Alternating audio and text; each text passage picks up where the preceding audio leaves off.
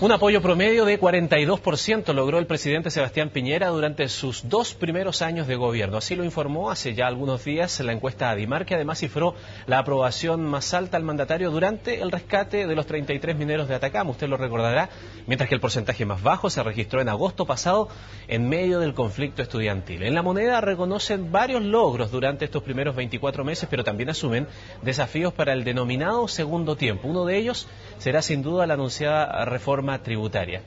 Queremos conversar de estos primeros 2 años de gobierno de Sebastián Piñera. Para eso está con nosotros el analista político Ricardo Solari. Muchas gracias por estar con nosotros. Bueno, igual. Gracias.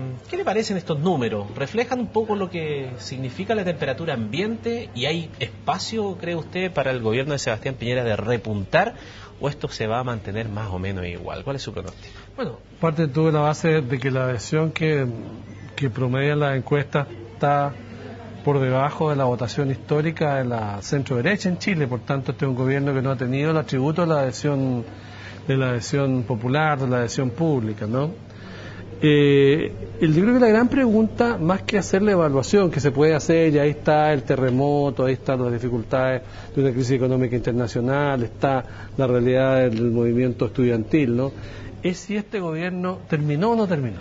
¿Ya? Esa es la gran pregunta. Y este es un problema que excede al gobierno de Sebastián Piñera. Desde que se establecieron los gobiernos de 4 años, hay una duda respecto de si ese periodo presidencial permite hacer una gestión vigorosa y permite que el último tiempo del gobierno, el segundo tiempo, en vez de ser en ascenso, como muchas veces le ocurre en algunas administraciones, no sea simplemente aquel de la transición rumbo a la próxima elección presidencial.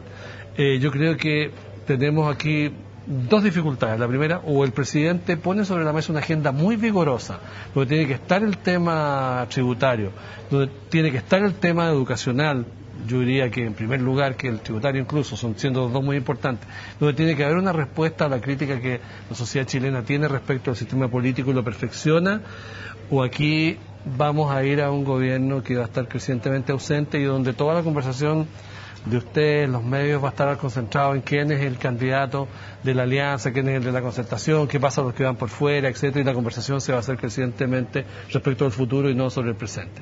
Yo creo que el problema que tiene para el país aquello es que este país no es un país que tenga todos los problemas resueltos, ni mucho menos, y requiere soluciones en muchas áreas, y por tanto requiere un gobierno activo, vigoroso, presente. Y así que yo estoy en los de aquellos que dicen que bueno, que hay una oportunidad para el gobierno siempre que ponga esta agenda sustantiva y vigorosa sobre la mesa, ¿no? Vamos por partes. Es un buen tema aquello de la agenda, porque sin duda que para cualquier gobierno controlar la agenda es muy importante, porque es él el que coloca los temas, es decir, le dice a la sociedad, de esto queremos discutir, aquí está mi hoja de ruta, estas son las prioridades. Sin embargo, por distintas razones, este gobierno claramente lo que ha tenido no es el control de la agenda, sino que ha sido reactivo. La pregunta es si ha sido por problemas propios de gestión, sí, de la forma de hacer política, o porque circunstancialmente se ha visto como depositario de un montón de expectativas que explotan en este instante. A ver, yo creo que hay 2 cosas que decir para poner esto en contexto. En primer lugar, es sin duda el terremoto del 27 de febrero del año 2010 cambió el escenario de instalación del gobierno, ¿no? Y en segundo lugar, que el presidente personal y particularmente él y su equipo generaron un proceso de inflación de expectativas desconmensurable. O sea, aquí el gran esfuerzo que se hizo a principios de los años 90 fue situar las expectativas en un terreno de mucho realismo, ¿no? Entonces el gobierno empezó a hablar de una nueva forma de gobernar, empezó a hablar de que iba a resolver problemas tan complejos y tan difíciles como es la seguridad pública. Así que yo diría que hay un contexto complicado, y ahí no le atribuyo responsabilidad al gobierno, pero algunos errores de gobierno, como bien te diría yo, de base fundacionales, como es la inflación desmesurada de expectativas. Creo que por otro lado el gobierno, como todo gobierno que se inicia por un ciclo tan largo como fueron los 20 años de la concertación, tiene que cumplir un ciclo de aprendizaje.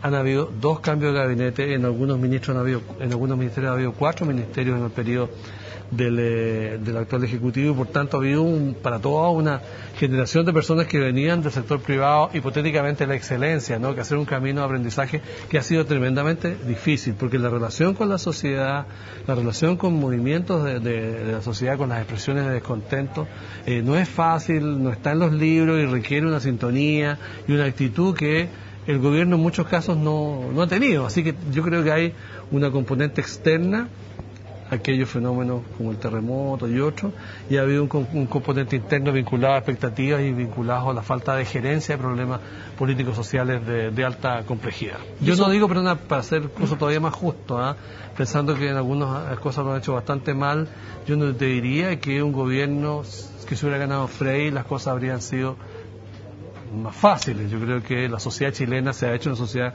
crecientemente compleja, donde la ciudadanía, con justas razones, cada vez está más dispuesta a expresar demandas y a no, a no aceptar estándares que son inadecuados para lo que estiman el país que se merece. A ver, pero en ese mismo ejercicio teórico, porque las cosas son como son y no como fueron, o como se pensaron que podían haber sido en algún instante. Y en política mucho de eso es también adelantarse a esos distintos escenarios, de eso se trata también, no solamente de reaccionar. Pero, siguiendo esa misma línea de argumentación y de ideas, yo le he escuchado en varias ocasiones a personeros de la derecha señalar que ellos reconocen algo que antes le criticaban mucho a la concertación y que ellos no tienen hoy día, que es, comillas, a lo mejor uno lo puede graficar de la manera y calificativo peyorativo y feo, operadores políticos en la base social, que le permitían al gobierno enfrentar este tipo de situaciones, a las administraciones anteriores, y sofocarlas a tiempo, precisamente porque tenían una inserción en las dirigencias sindicales, en la base social en definitiva, que ante estos mismos problemas se permitía actuar de manera distinta. La disociación de la distancia que se tiene respecto de esos mismos problemas con la base social hoy día le impiden a este gobierno reaccionar de mejor manera. ¿Es así o no es así? Yo creo que también hay un tema cultural en la derecha, ¿no? La derecha tiene un fuerte desprecio histórico a la política y al Estado, ¿ya? Entonces, cuando tú ves el reclamo, por ejemplo, de Aysén, ¿ya? Los reclamos de Aysén son por más Estado, ¿no? A través de subsidios, a través de la presencia en la creación del desarrollo de infraestructura, a través de soluciones de conectividad, así, es más Estado, ¿ya? Por tanto, la idea de soluciones privadas, que el viejo pensamiento de la derecha no tiene lugar en la mesa que está instalada en Aysén. Las soluciones que se piden son instituciones de los sectores públicos, de los ministerios, de los servicios y al final de gasto fiscal, ¿ya? Primero. Y segundo, desde el punto de vista de la política, siempre se pensó que el sector privado producía una capacidad de eficiencia que trasladaba al Estado y iba a dar unos resultados estupendos. La conclusión es que te quiero decir que una parte muy importante de la generación de jóvenes gerentes que fueron al Estado a tratar de importar soluciones privadas, hoy día están de vuelta en la empresa privada porque no este modelo donde tú no tienes prevista las soluciones, sino que tienes que construirla con una sociedad compleja que alega, que reclama, con una Contraloría que impone normas, con un Parlamento que te cuestiona, que te pide información, o cuando tú tienes que hacer un cambio requiere normas legales. Es una realidad para una generación muy importante de la derecha que, digámoslo claro, venía de la educación autoritaria del régimen de Pinochet, ¿no es cierto? Le ha costado mucho y yo tengo la sensación de que ese aprendizaje es un aprendizaje difícil. Ahora, en relación al manejo de conflictos sociales, mi impresión está en que después de la experiencia del año pasado, ellos han quedado suficientemente advertidos en el gobierno de que hay un par de cosas sí que tienen que hacer, que ellos no pueden de ninguna manera suponer que los conflictos no existen o ignorarlos, ¿ya? Y que tienen una muy, muy complicada transacción que hacer entre manejo de orden público, viejo atavismo y viejo alegato de los sectores conservadores del país respecto a lo que son las demandas sociales. Entonces, están tratando de hacer algo más de sintonía fina. Yo tengo la sensación de que en ese sentido esto de Aysén es una prueba, porque veo que han estirado bastante el chicle, ¿ya? Pero espero de alguna manera que sean capaces de cerrarlo o que han abierto, porque lo que está instalado es una mesa. Ellos han dicho respecto de la movilización social ofrecemos un camino que es el diálogo. Está bien, pero el diálogo no significa que simplemente es puramente conversar, sino también llegar a acuerdos y consensuar fórmulas. Entonces, mi impresión es que les ha costado bastante gobernar. Quiero decir también que de alguna manera han hecho una gestión económica que tiene un antecedente, pero que por otro lado no ha sido interrumpida y que ha sido de alguna manera bastante exitosa en la creación cuantitativa de puestos de trabajo, y eso es algo que nadie puede discutir. Eso es una buena cosa. Para cerrar, justamente en ese tema, que usted lo conoce perfectamente, usted fue ministro del Trabajo, por lo tanto tuvo que lidiar con la cifra de desempleo y tratar de bajarla.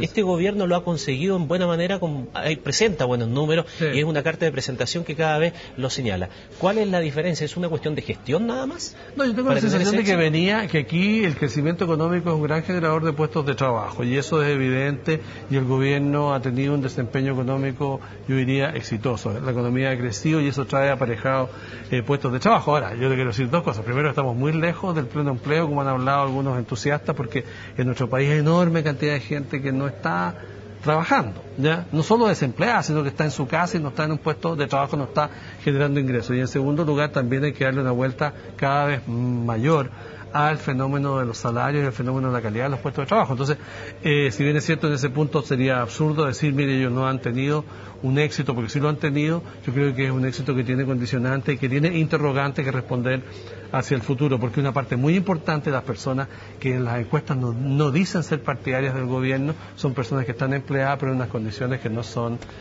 satisfactorias. Ricardo Solari, muchas gracias por su tiempo con nosotros aquí en CNN Chile. Muy bien, nosotros nos separamos por algunos instantes, no se vayan de nuestra sintonía, digo, y volvemos de inmediato.